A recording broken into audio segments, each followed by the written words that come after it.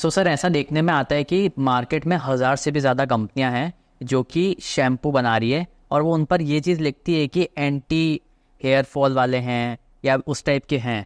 और आपने एक चीज़ नोटिस की होगी, जब हम स्टोर्स में जाते हैं तो शैम्पू और कंडीशनर दोनों साथ साथ बिकते कॉम्बो में। कुछ साल पहले तक सिर्फ शैम्पू बिकता था, कंडीशनर का इतना आइडिया नहीं था। तो सर ये वाली जो पूरी चीज़ है, ये एक मार्केटिंग वाली चीज़ है या सही में ये चीज़ काम करती है? ओके, सो मैं आपके इन दोनों क्वेश्चंस को, इस बेसिकली 2 क्वेश्चन आपने पूछे हैं, तो मैं स्प्लिट करके 1 बाय 1 आंसर करना चाहूँगा। पहली चीज़ आपने पूछी एंटी हेयर फॉल शैम्पू। हाँ, सी आई वुड से अगर हम बहुत टेक्निकली सोचेंगे तो मे भी हो सकता है कि उन कंपनीज ने जो भी ये मेंशन कर रहे हैं कि कुछ कुछ न्यूट्रिएंट्स उसमें डाले हो और उसके कारण से they are mentioning it. But then मुझे ऐसा लगता है प्रैक्टिकली बीइंग अ डर्मेटोलॉजिस्ट, क्योंकि shampoo is nothing but a cleansing media, right? हम चेहरा क्यों धोते हैं?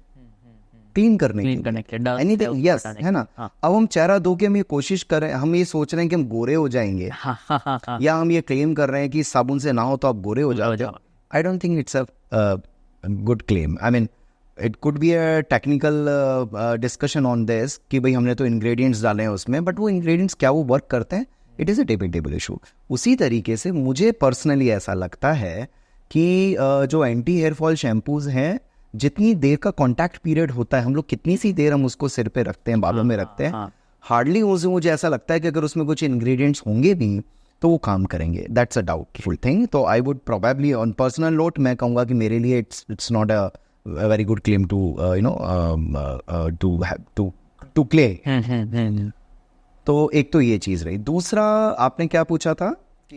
जो कंडीशनर और शैम्पू का, yes, no, combo is a good philosophy I would say, क्योंकि जब भी हम शैम्पू करते हैं, शैम्पू भी बहुत सारे तरीके के होते हैं। अगर हम उनको कैटेगराइज करें साइंटिफिकली तो they are like cationic shampoos, anionic shampoos, amphoteric shampoos, nonionic shampoos, there are lot many kinds of shampoos.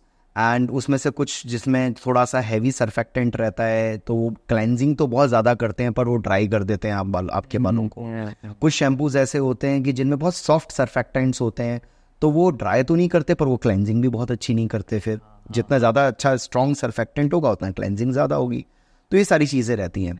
तो मैं कहूँगा कि कोई भी और लेट मी टेल यू कि जो मार्केट में मैक्सिमम शैम्पूज हैं वो उस कैटेगरी के ही होते हैं जिनमें स्ट्रॉन्ग सरफेक्टेंट रहता है, क्योंकि वो आपको स्कैल्प बिल्डअप को क्लीन करना होता है। नाउ स्कैल्प बिल्डअप क्या चीज़ होती है? स्कैल्प बिल्डअप वो चीज़ें जो स्कैल्प की लेयर पे जमा हो जाती हैं, जिसमें आपका खुद का सीबम यानी कि ऑयल प्रोडक्शन जो आपका स्कैल्प खुद से करता है, राइट, वो होता है। आपका स्वेट होता है, आपकी डर्ट होती है जो इधर, डैंड्रफ भी उसमें एक पार्ट होता है, डैबरी होती है जो आपके हेयर डस्ट की होती है, बहुत सारी चीज़ें जो बिल्टअप होती जाती हैं।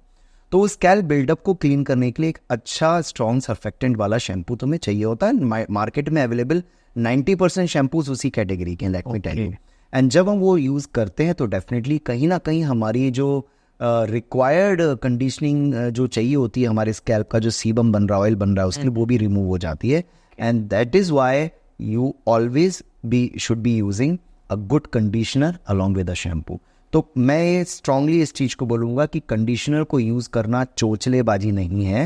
आपको आइडियली शैम्पूइंग के बाद कंडीशनिंग करनी चाहिए। तो जो उस पर जो चार्ज होता है, जो शैम्पूइंग के बाद जो चार्ज नेगेटिव हो जाता है, उसको भी वो रिप्लेनिश करने के काम में आता है। और आपके जो ड्राइनेस आ जाती है बालों में, जो उसके कारण से लेटर ऑन अगर आप उसको ट्रीट नहीं करते हैं तो बाल फ्रिजी हो जाते हैं, डल हो जाते हैं, ब्रिटल हो जाते हैं, उन सारी चीज़ों को भी वो इम्प्रोवाइज करता है। तो if not so many things then at least shampooing के बाद कंडीशनिंग तो कर ही लेनी चाहिए।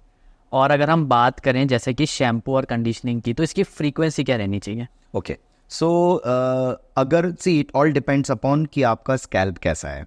ठीक है, अगर अभी मैंने बताया था कि ऑयल लगाना हम बहुत ज़्यादा रेकमेंड नहीं करते हैं, क्योंकि बेसिकली ऑयल आपका सिर खुद बना रहा है, राइट। हमारी पूरी स्किन में including scalp there is one gland called as sebaceous gland.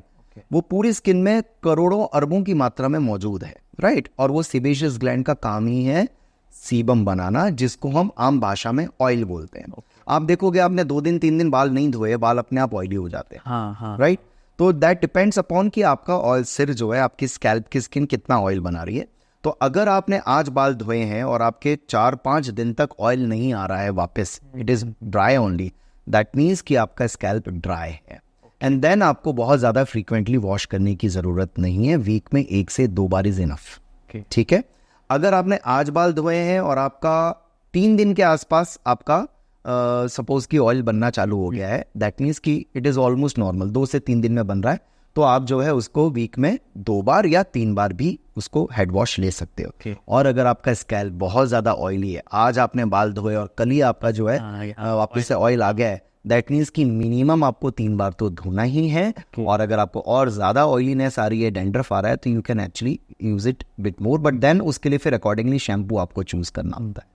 Otherwise for an oily scalp every alternate day is a good frequency.